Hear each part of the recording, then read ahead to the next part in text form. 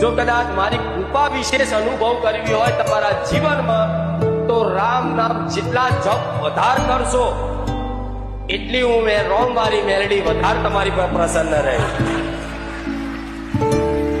બીજું વસ્તુ મને વાલું હોય તો પશુ પક્ષીની સેવા. જે જીવ છે, અબોલા જીવ છે, પશુ પક્ષી છે, એ મને બહુ પ્રિય છે, બહુ વાલા છે.